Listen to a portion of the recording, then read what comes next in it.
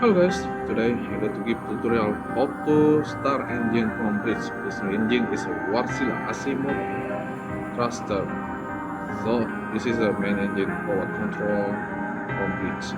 So internal telephone you have to call ECR and channel 49. Call and then speak with the engineering unity asking for start engine. After that alarm will be coming to engine alarm room.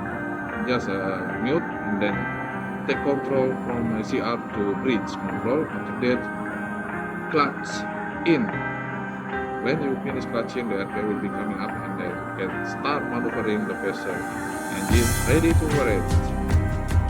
As you like, just turning the handle